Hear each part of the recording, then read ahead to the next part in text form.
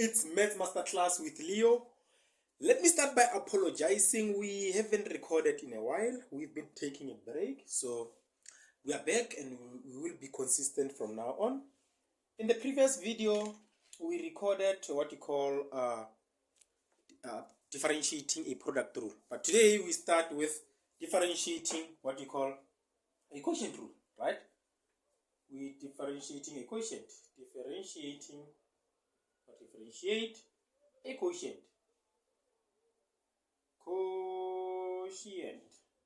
Right? So today we start with differentiating quotient. Now, what are the rules that we need to follow when we differentiate a quotient? And what is a quotient? Quotient, we talk about division. Remember, product, we talk about multiplication. So now, quotient, when two functions are dividing each other. For example, let's say you're given f of x, which is equals to g of x divided by h of x. Right? So if you're given something like this, they say differentiate this. How will you differentiate this thing? How will you differentiate it? So when you differentiate a quotient, you're going to say, when I differentiate a quotient, I'm going to say f prime of x. This will give me, I differentiate what? I differentiate g of x. Say g of x. This is g of x prime. Multiply it by h of x. Then subtract, keep this one constant, differentiate h of x. Then I'll have g of x multiply h of x prime, right? Then all divided by what? All divided by h of x squared, right? So in simpler terms, you can just say this is f is equals to f prime is equals to g prime multiplied by h minus g multiplied by h prime over h squared. That's how we do it, right? So let's just take a simple example when you're differentiating what you call a quotient. A simple example, let's say you're given y is equals to what? Y is equals to 4 sine of 5x divided by 5x to the power 4. By given such a question, they say differentiate this problem. What will you do? The first thing that you can do, you can just say let g be what? 4 sine of 5x. Right? Then now, when I differentiate this, what will I get? When I differentiate g, I'm going to get g prime is equals to, this will be 20 sine of 5, not sine, but cos of 5x. When I differentiate 4 sine of 5x, I'll get 20 cos of 5x. Now, I'll say let h be 5x to the power 4. Right? Then after doing that, I can just say, now, when I differentiate h, I'll have h prime is equals to what? 5 multiplied by 4, x to the power 3.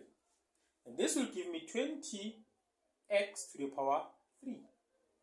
Then I can come back to use this problem. I can come back to use this. Then, when I differentiate y, what will I get?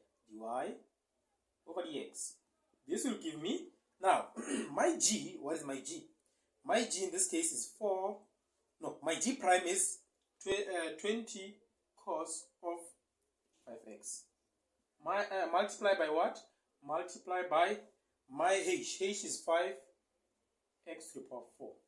Subtract my g, which is 4 sine of 5x, multiply my g prime, which is 20x cubed.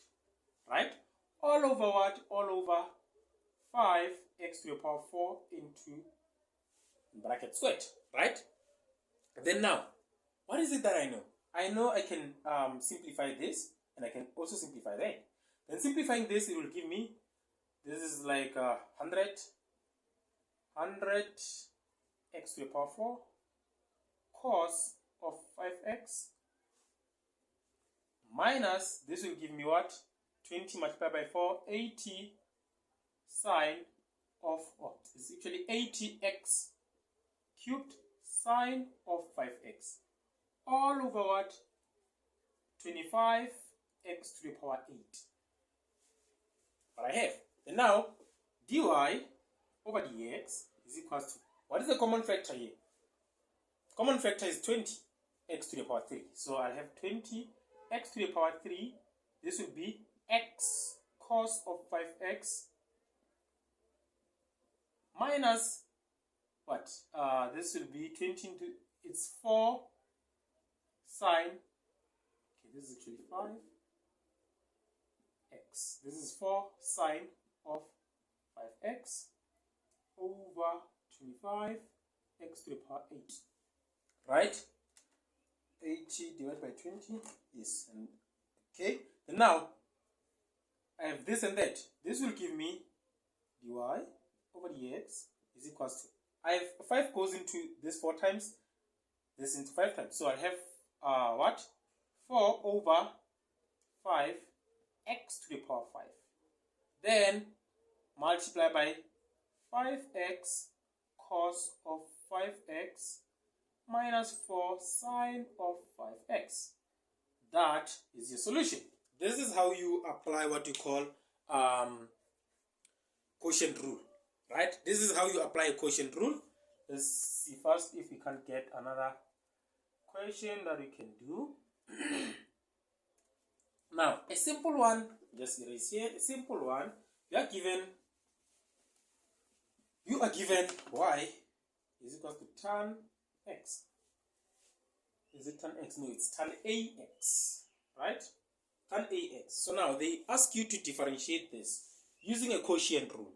So now you know that tan is sine ax over cos ax. This will be y is equal to sine ax over cos ax. Right? And now I can just say let some textbooks they'll say let u be is one and the same thing. Let u be this. What is that? This is a sine ax. Right? Then when you differentiate this, it will give you du over dx. This is equals to a cos of ax. Right?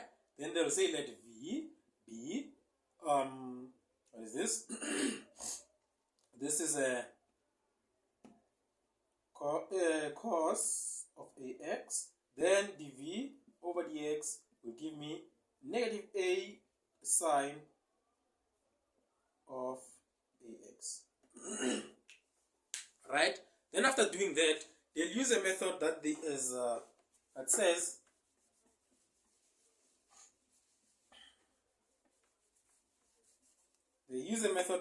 okay, now if I want to differentiate a quotient rule, they say y is equal to v over what? U over v or v over u. Right? So now they'll say differentiate what? Differentiate dy over dx is equals to, you differentiate u, which will give you du over dx. You multiply it with v. Minus, you differentiate what? V. Right? Then you differentiate v, it will give you dv over dx. You multiply it with what? With u.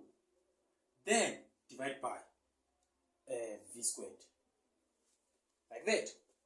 Right? And then they say, what is your du over dx? Du over dx is a cos of ax multiplied by what? By v. Minus, what is your dv over dx? dv over dx is minus into minus what? A sine of ax. Right? Multiply by what? Multiply by u. All over what? All over v squared. This is how they apply what you call the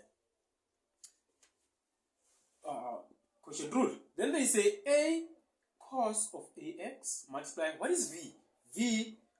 What is v? V we said should be cos of ax, right? Then plus a sine of ax multiply, what is u? U is sine of ax. There, right? And then this will give them what? A, this is cos squared ax, right?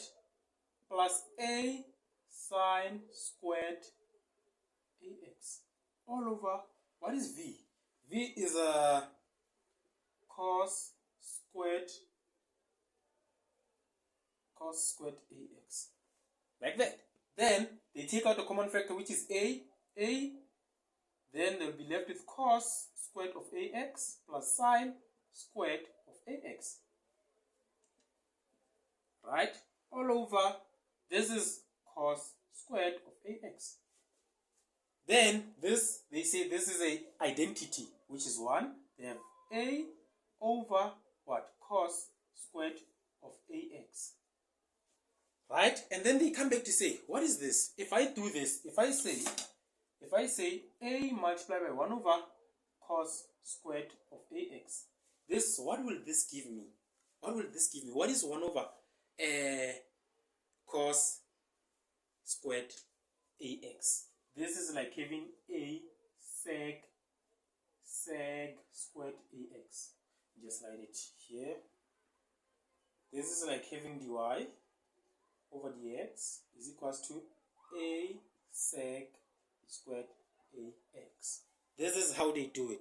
But it's one and the same thing. It's one and the same thing. It's up to a person which method you prefer, right? It's up to a person which method is easier for you, then you go for it. This is how you differentiate what? Tan of ax. This is how you differentiate tan of ax. I hope you enjoy. Don't forget to like, subscribe, and share the content with your friends. See you in the next video. Danko!